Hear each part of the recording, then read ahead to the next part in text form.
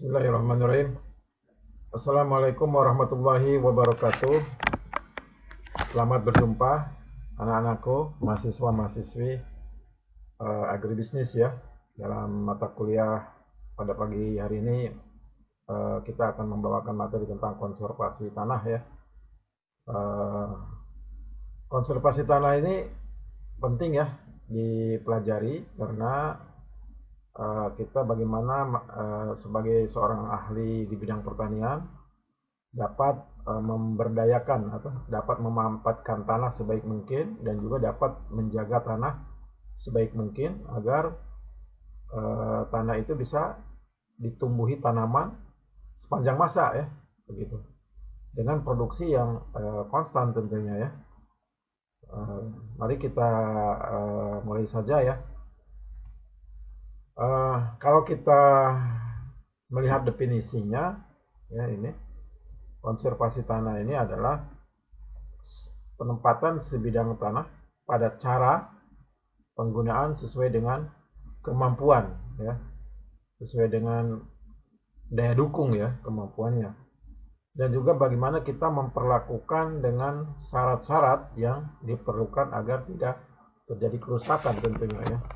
Jadi itu pengertian secara umum bagaimana kita memperlakukan ya, tanah itu sebagai sumber daya yang penting sebagai media tumbuh tanaman ya, agar kita bisa memanfaatkannya sesuai dengan kemampuan dia ya, sesuai dengan syarat tubuhnya gitu, dan agar tanah itu juga bisa awet ya. Kita punya kewajiban untuk menjaganya sebagai ahlinya ya, agar tidak terjadi penurunan kesuburan ya. Kesuburannya turun, maka nanti produksi menjadi penurun, apalagi terjadi kerusakan, itu lebih bahaya lagi. Kemudian tujuan tentu yang pertama, belajar konservasi ini untuk kita bisa mengetahui ya, agar ada langkah-langkah preventif ya untuk mencegah terjadinya kerusakan tadi. Kemudian kalau memang sudah terlanjur rusak ya, bagaimana kita bisa memperbaikinya kembali ya, tanah yang rusak ini. Kemudian juga kita memelihara serta meningkatkan tanah ini agar dapat dipergunakan sebagaimana mestinya ya. Jadi setelah kita perbaiki, maka kita pelihara agar tanah ini bisa ditanami ya, dengan produksi yang konstan. Syukur-syukur bisa meningkat dari tahun ke tahunnya gitu ya.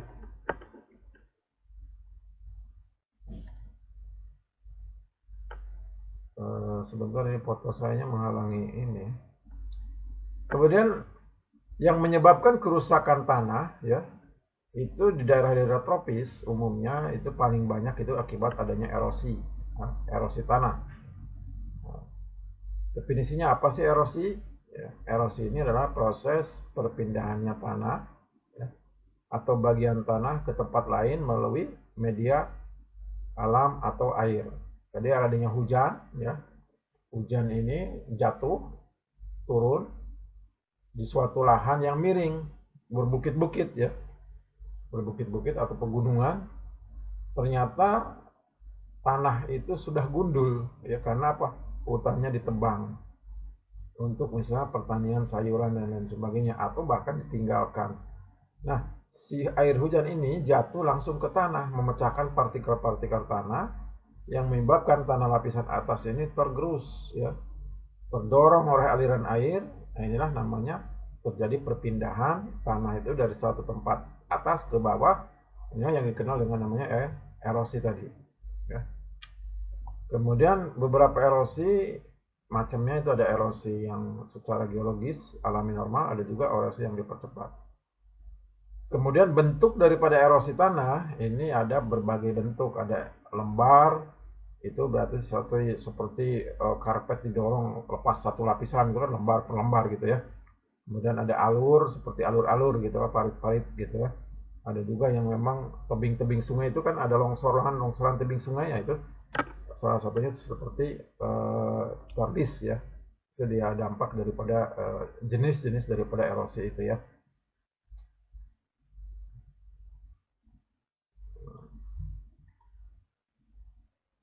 Nah, setelah terjadinya erosi, maka saya memberikan gambaran tentang definisi daripada konservasi lahan itu sendiri.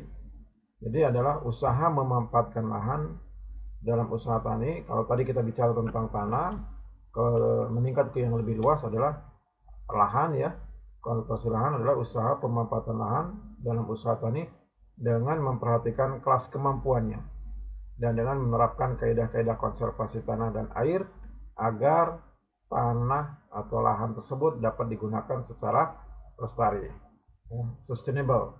Jadi kalau tadi dalam bentuk cukupnya tanah, kalau dibesarkan itu jadi suatu hamparan lahan, ya, bagaimana kita menjaga agar lahan itu tetap produktif, ya, bisa ditanami tanaman secara terus menerus, ya.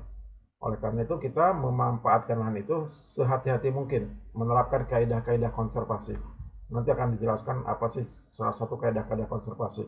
Misalnya menanam kalau di lahan di lereng itu tidak bisa langsung, harus dibuat teras, guludan dan lain sebagainya. Kemudian apabila tanah itu menjadi kritis, rusak, ya, maka harus ada namanya rehabilitasi. Rehabilitasi lahan ini adalah kegiatan pemulihan kemampuan sumber daya lahan. Ya. Jadi rehabilitasi itu direhab. Ya. Direhab, kalau rumah kan kalau rusak direhab gitu ya. Nah, berarti lahan juga kalau sudah rusak maka direhabilitasi, diperbaiki. Sehingga dia punya paling tidak sifat-sifatnya itu kembali ke asal. Ya. Meskipun ini tidak gampang dan tentu perlu banyak biaya ya untuk melakukan rehabilitasinya itu.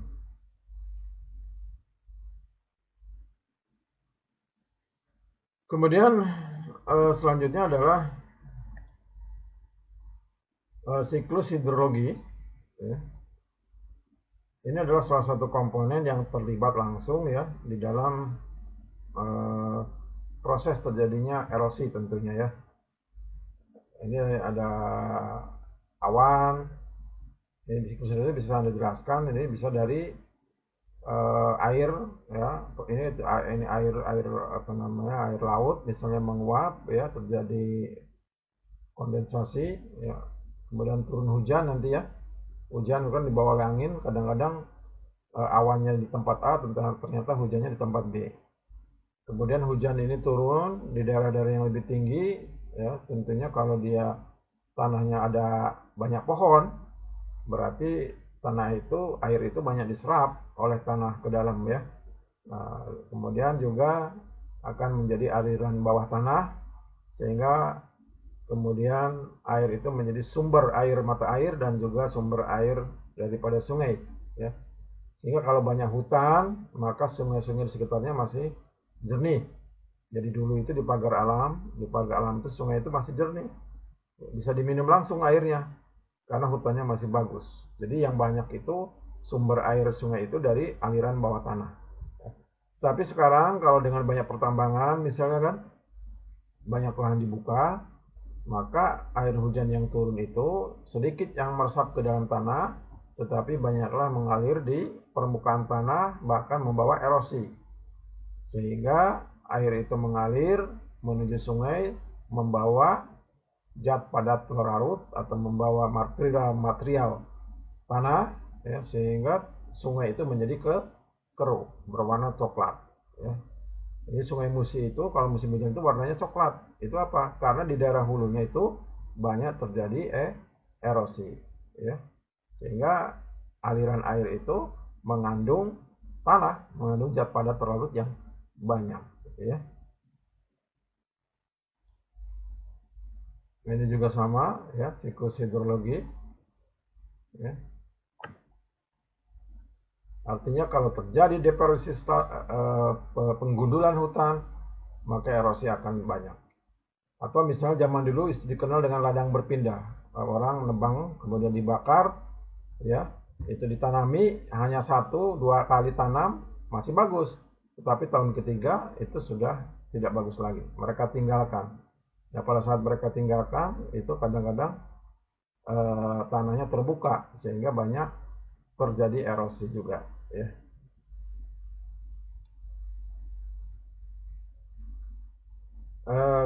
Kita ulangi bahwa konservasi tanah dalam arti luas adalah penempatan tanah pada cara penggunaan yang sesuai dengan kemampuan. Ya, tadi saya katakan, ya. Sementara dalam arti sempit, konservasi tanah diartikan sebagai upaya untuk mencegah kerusakan tanah oleh erosi dan memperbaiki tanah yang rusak oleh erosi. Upaya konservasi tanah ini ditujukan tuh. Jadi secara sempit atau lebih skup yang lebih kecil itu kita fokus bagaimana kita mengendalikan bahaya erosi tadi atau memulihkan tanah akibat adanya erosi, ya. Jadi bagaimana kita berusaha untuk mencegah erosi, memperbaiki tanah yang rusak, kemudian memelihara serta meningkatkan produksi tanaman tanah pada tanah itu, sehingga apakah perlu dipupuk lagi, ya, atau mungkin diberikan bahan-bahan tertentu yang supaya tanah itu menjadi lebih tahan daripada gangguan erosi tadi, ya. Nah, ini erosi tanah kalau menurut definisi menurut Assad, jadi peristiwa hilangnya atau terkikisnya tanah dari bagian tanah dari suatu tempat yang terangkut, ya, ke tempat yang lain, baik disebabkan oleh pergerakan air ataupun angin. Kemudian erosi tanah sendiri, ya, sebagai agen utama yang membawanya itu adalah hujan, ya, yang mengalir di permukaan, atau aliran permukaan ini dikenal dengan runoff, ya.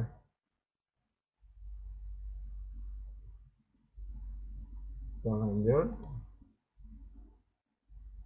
Bagaimana terjadinya proses erosi? Saya tadi sudah menyinggung bahwa pertama hujan turun, kemudian hujan itu jatuh ke permukaan tanah. Karena kalau tidak ada tanaman, maka hujan itu langsung mengenai tanah, ya. Tidak ada proses intersepsi oleh tajuk tanaman, ya. Karena dia langsung menimpa tanah permukaan bagian atas, maka akan terjadi proses penghancuran agregat-agregat tanah ini, ya, sebagai akibat pukulan air hujan ini. Maka agregat yang besar itu menjadi pecah, ya, gitu, ya, menjadi partikel-partikel yang lebih kecil, sehingga dia daya ikatnya menjadi lemah, ya. Sehingga dengan adanya air yang besar, maka akan terjadi perpindahan, ya. Hancuran tanah ini akan menyumbat pori-pori tanah, maka kapasitas infiltrasi tanah akan menurun dan mengakibatkan air mengalir di permukaan tanah dan disebut sebagai limpasan permukaan, ya. Jadi infiltrasi rendah, maka akan terjadi proses penggenangan. Infiltrasi itu apa? Bagaimana proses air mengalir dari atas ke bawah, ya, di dalam tanah. Kalau kemampuan tanah masuk ke dalam kemampuan air masuk ke dalam tanah itu menjadi rendah, maka apabila ada hujan, banyak tanah itu tergenang. Nah, sementara tanahnya itu miring, ya, maka akan timbul menjadi aliran, karena air ini bersifat mengalir dari daerah yang tinggi ke daerah yang rendah. Nah, ini yang dikenal dengan aliran permukaan. Nah, apabila energi limpasan permukaan ini menjadi banyak, maka dia sambil membawa, kan, air itu sambil membawa bahan-bahan yang ada di atasnya, itu mengalir dari atas ke bawah, ya. Ada kaleng bekas terangkut, ya, ada pestisida pupuk terangkut, tanah-tanah terangkut, bahkan batu-batuan juga bisa terdorong oleh aliran air tadi. Menuju kemana? Menuju yang daerah lebih rendah tadi. Salah satunya nanti bertumpu di sungai, sehingga sungainya menjadi cepat dan dangkal. Lanjut.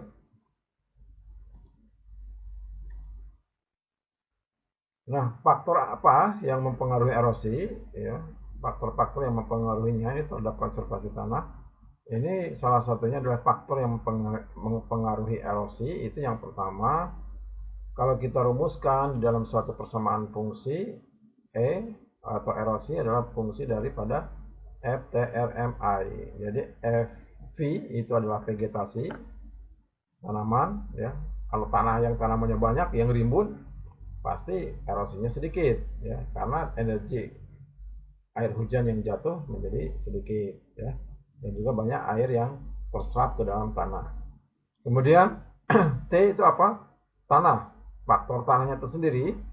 Jadi ada beberapa sifat fisik, terutama adalah tekstur, struktur, bahan organik, dan ketebalan solum ini. Jadi sifat tanah jelas berpengaruh. Ada tanah-tanah yang punya kemampuan daya ikatnya tinggi, ya, teksturnya liat misalnya. Ada juga tanah yang memiliki struktur remah, ya, di mana teksturnya itu sedikit kasar, ya, sehingga dia mudah lepas misalnya. Kemudian bahan organik begitu juga. Kayak humus itu dia mampu menciptakan tanah dengan porositas tinggi sehingga infiltrasinya lebih cepat. Kemudian selain faktor tanah adalah faktor relief. Relief ini ada tentang, ya, permukaan bumi, ya, naik turun itu kan relief, ya. Jadi ada kecuraman, ya, ada lereng gitu. Daerah-daerah yang datar ya jelas erosinya sedikit, ya. Mungkin tidak terjadi, tapi daerah-daerah yang berbukit, yang ada yang tinggi ke rendah atau yang curam gitu, ya, lerengnya, maka proses aliran air ini akan menjadi lebih cepat sehingga dia jelas berpengaruh terhadap nilai erosi. Kemudian faktor M itu adalah manusia, ya. Manusia ini dalam hal ada namanya gangguan-gangguan dari luar. Jadi ada yang menanam singkong di situ, menanam sayuran, menanam sawit, itu karena aktivitas manusia, ya. Kalau tidak ada aktivitas manusia, jelas erosi menjadi rendah. Terutama pada saat proses land clearing, ya. Jadi belum ada tanaman tumbuh, tanahnya jadi akhirnya akibatnya tanah itu menjadi gundul. Begitu hujan turun maka akan terjadi tentu erosi menjadi besar. Kemudian yang terakhir adalah iklim, ya. Iklim itu terutama adalah curah hujan. Hujan yang besar, daerah tropis itu tentu akan membawa erosi yang lebih banyak. Nah, ada lagi kalau daerah-daerah gurun pasir itu bukan erosi hujan, ya, bukan oleh air dia, di sana mungkin erosinya adalah oleh angin. Oke. Nah, dari faktor-faktor tersebut maka para ahli sudah membuat perhitungan, ya, prediksi erosi. Metode yang digunakan untuk mengukur laju erosi dikenal dengan metode Universal Soil Loss Equation (USLOE). Dengan persamaan adalah A R K L S C P. A adalah banyaknya tanah tererosi dalam ton per hektar. R adalah faktor curah hujan, ya. Kemudian K ini erodibilitas, S ini adalah slope, C ini adalah salah satu koefisien, dan P adalah faktor pengolahan atau penggunaan tanah.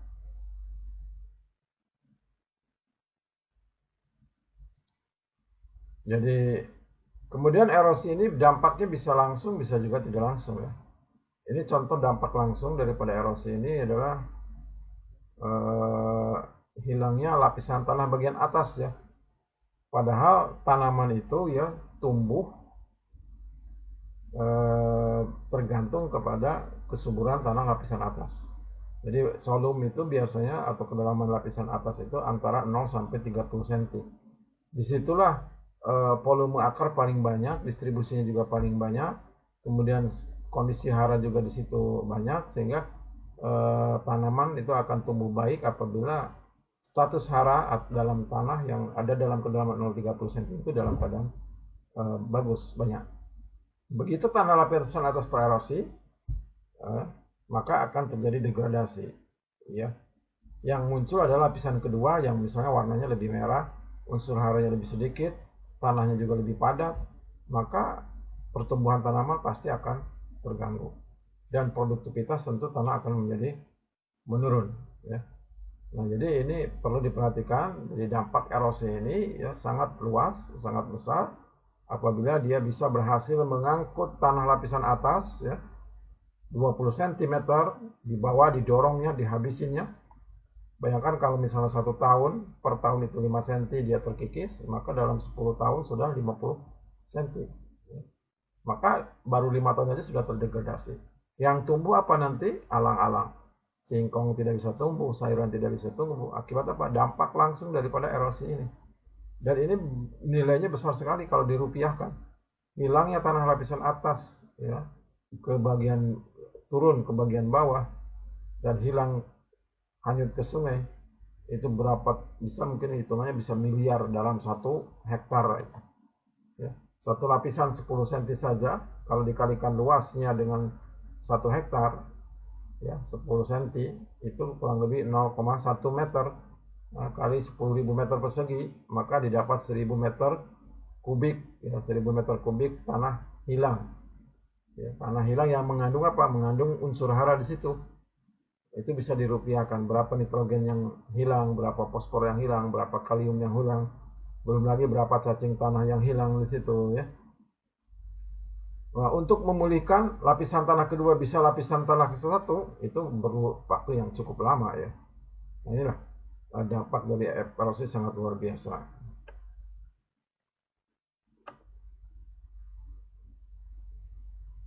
Kemudian selanjutnya,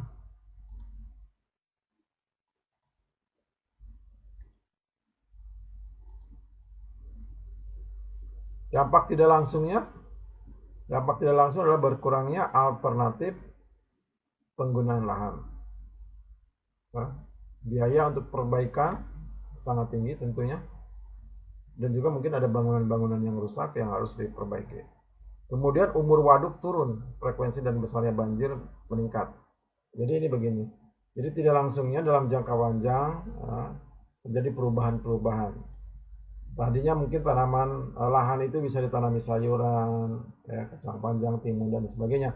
Itu tidak bisa lagi, ya, karena kecil terus, lapisan atasnya sudah hilang, ya, karena gimana bisa tumbuh. Sayur tidak bisa, akhirnya ditanami singkong, singkong pun nanti kecil-kecil. Akhirnya berubah, misalnya ditanami tanaman tahunan, itu pun susah juga, ya. Nah, kemudian biaya perbaikan ya sangat banyak. Berapa bahan organik yang disembuhkan? Kalau 20 cm hilang atau 1000 meter kubik hilang per hektar, maka harus ada diganti dengan 1000 meter kubik bahan organik lagi, ya. Jadi biayanya sangat mahal. Kemudian ada bangunan-bangunan yang rusak karena ada terjangan air, ya. Nah, kemudian umur waduk, misalnya ada danau Rano, ya. Danau Rano di atasnya itu kan bukit-bukit, ya. Kalau bukit-bukitnya gundul, maka erosi itu akan terjadi yang membawa tanah-tanah bagian atas di dalam bukit-bukit tadi turun ke bawah, akhirnya menimbun daripada waduk yang dikenal dengan proses sedimentasi. Jadi kalau erosi di bagian atas, maka sedimentasi di bagian bawah. Nah, proses itu lama-kelamaan numpuk-numpuk sedimen. Kalau terjadi penumpukan sedimen 5 cm per tahun, ya, berarti dalam 10 tahun aja sudah 50 cm. Jadi umur waduk itu menjadi berkurang. Jadi kapasitas tampung air di waduk itu menjadi sedikit, ya. Harusnya misalnya waduk itu bisa berumur 100 tahun, maka dengan adanya proses erosi baru umur 20 tahun itu waduk sudah dangkal. Akibatnya apa? Perlu biaya untuk melakukan pengerukan, ya, begitu.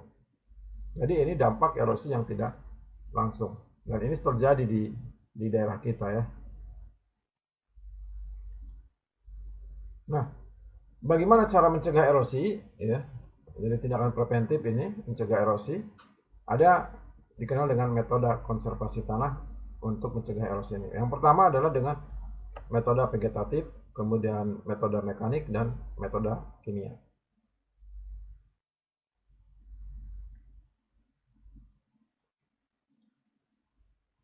Metode vegetatif adalah penggunaan tanaman, ya, tentunya tumbuhan dan sisa-sisanya untuk mengurangi daya rusak hujan yang jatuh, ya, hujan yang jatuh tentu mengurangi jumlah daya rusak dari aliran permukaan dan erosi ini.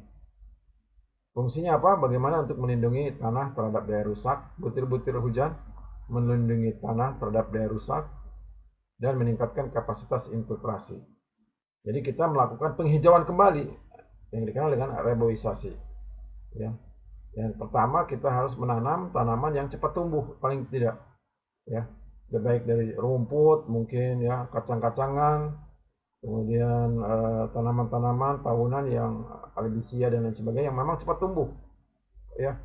Jadi jangan berpikir lagi untuk awal ini untuk kebutuhan pangan atau kebutuhan ekonomis. Tapi yang pertama, langkah pertama, misalnya 1 tahun sampai 2 tahun, 3 tahun, itu pemulihan. Yang penting lahan itu menjadi hijau dulu, ya, hijau dulu. Jadi kita cari tanaman-tanaman yang adaptif, adaptif tinggi dan mudah tumbuh. Baru nanti setelah tahun ketiga, keempat, setelah tanaman hijau, maka kondisi wilayah setempat biologinya sudah baik nanti, kemudian tanah menjadi gembur kembali, maka kita baru diintroduksi tanaman-tanaman yang memiliki nilai ekonomis yang tinggi. Jadi ini metode vegetatif ya. Bagaimana perlakuan metode vegetatif, yaitu intinya adalah bagaimana menghijaukan dulu lahan yang sudah gundul tadi.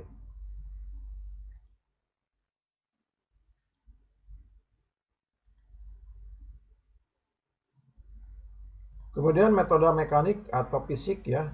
Nah, ini tindakan fisik ya. Apa itu tindakan fisik? Katanya ada penganiayaan secara fisik. Itu kan orang dipukul dengan tindakan fisik ya. Nah, tanah juga begini. Ada perlakuan fisik. Semua perlakuan fisik atau mekanik diberikan terhadap tanah dan pembuatan bangunan untuk mengurangi aliran permukaan dan erosi serta meningkatkan kemampuan penggunaan tanah. Jadi itu maksudnya. Nah, fungsinya itu memperlambat aliran permukaan, jadi air yang ngalir dari atas ke bawah itu dikurangi kecepatannya. Kemudian menampung dan menyalurkan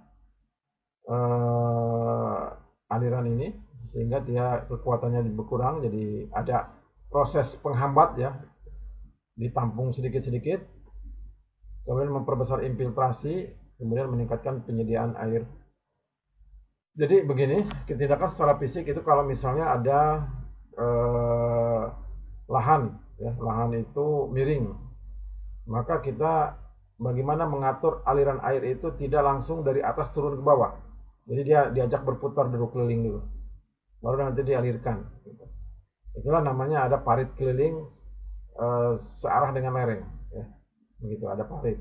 Baru nanti ada aliran khusus untuk mengalirkan air dari atas ke bawah.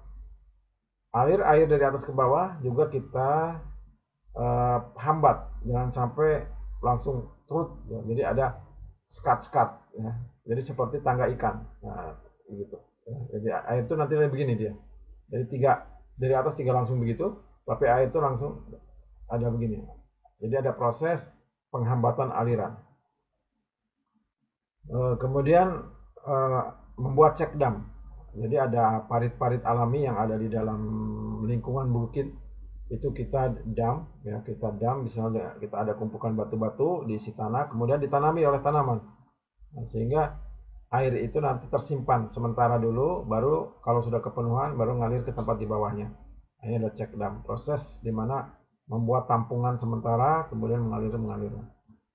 Ada juga namanya rorak, jadi kita membuat galian-galian lubang di depan daripada tanaman ya, sehingga air itu tidak langsung banyak mengalir ke bawah, tapi mengisi dulu lubang-lubang baru dia mengalir ke bawah. Jadi ini adalah metode-metode secara mekanik yang tindakan fisik langsung di lapangan untuk bagaimana kita mencegah daripada erosi tadi ya. Kemudian metode secara kimia ini jarang dilakukan sebetulnya, tetapi dilakukan untuk daerah-daerah yang memang akan digunakan pertanian, dalam hal ini pertanian tingkat tinggi yang memiliki nilai ekonomis tinggi, atau juga untuk perlindungan daerah-daerah yang mungkin untuk kebutuhan strategis. Misalnya kita akan membangun suatu kontraksi perkantoran yang terpaksa harus di daerah berbukit ya, maka kita rubah karakteristik tanah ini dari yang gembur misalnya menjadi mudah, menjadi gumpal, strukturnya kita berubahkan menjadi agregatnya menjadi mantap gitu ya, sehingga perlu bahan-bahan kimia untuk memantapkan agregat ya, sehingga ikatan antara partikel tertentu menjadi mantap gitu ya, tidak mudah lepas akibat daripada energi air hujan. Atau misalnya jalan terpaksa melewati jalan bukit-bukit tersebut, padahal kita mau membangun tol, maka pinggir-pinggiran itu kita harus mempunyai tanah agregat yang mantap gitu ya. Nah, metode kimia ini salah satu bahan-bahan pemantapnya ini ada dikenal dengan PVA, polyethylene alkohol, dan lain sebagainya. Mungkin juga ini polimer sebetulnya dari bahan seperti karet ya. Dan ini bahan-bahan kimianya, emulsi, bitumen, dan sebagainya. Nanti Anda juga bisa coba search di internet bahan-bahan kimia yang mampu meningkatkan stabilitas agregat. Kalau saudara-saudara bisa saja dikasih pupuk urea. Pupuk urea itu kalau kebanyakan itu mampu memadatkan tanah gitu.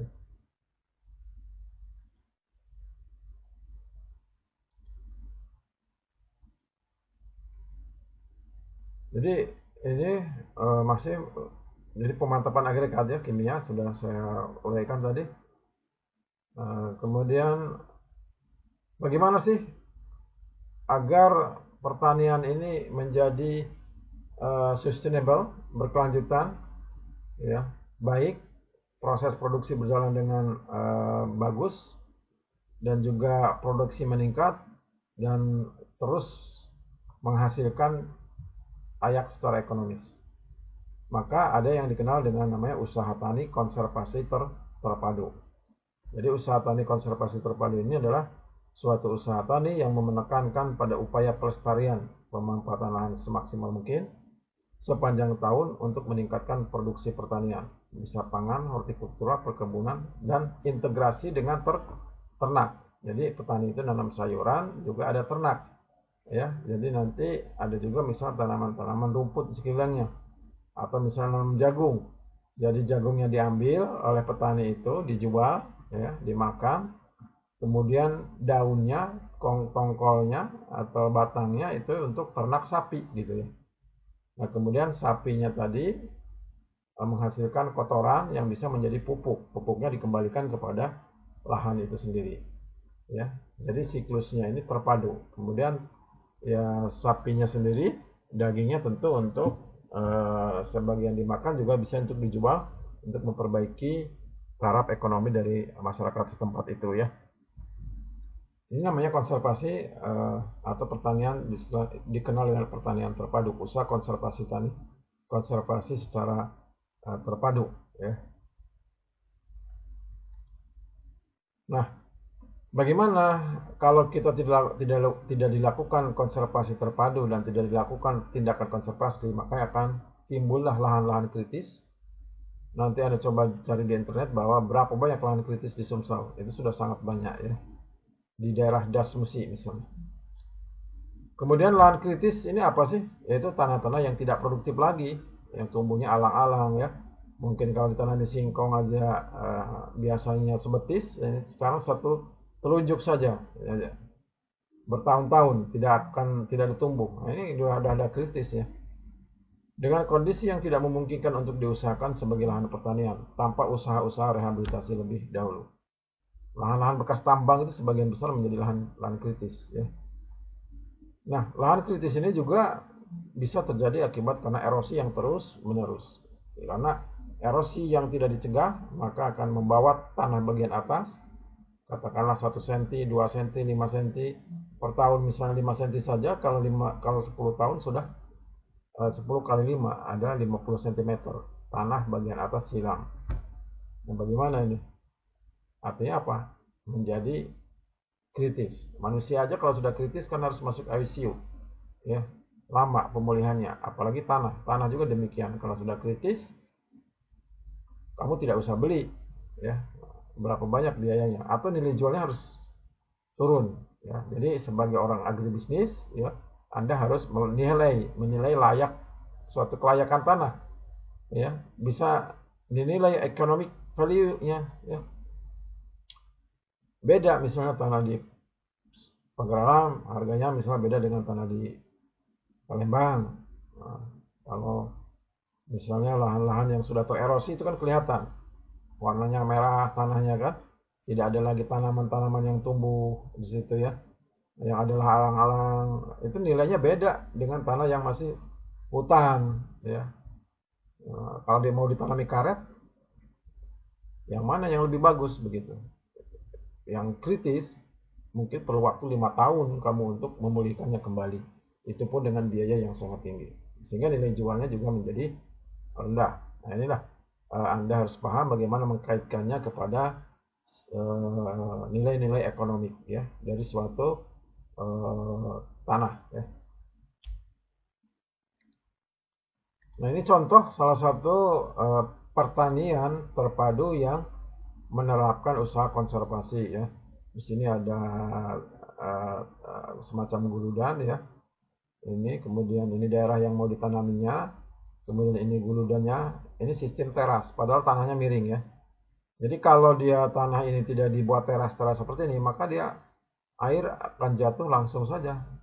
Tapi karena ada teras, dia akan mengalir, dia dibuat berkeliling dulu airnya ya, tidak langsung mengalir ke bagian bawah. Kemudian ini pada saat di guludan ini bisa saja Anda ditanami katuk atau rumput gajah yang mampu menguatkan ya, menguatkan dinding tanah ini. Baru usaha pertanian pangannya dilakukan di tengahnya ini. Mau sayuran, mau jagung di sini kan. Nah, ditambah lagi misalnya tanaman-tanaman tahunan untuk membuat peneduh ya. Jadi ini adalah salah satu foto yang menyajikan usaha tani konservasi. Nah, terakhir ini adalah slide terakhir ya. Ada saya membuat merangkum ya, ada beberapa video bagus di YouTube. Silakan Anda klik dan ini linknya gitu. Kemudian Anda di-download, masing-masing harus punya filenya. Kemudian Anda amati, Anda cermati, Anda perhatikan.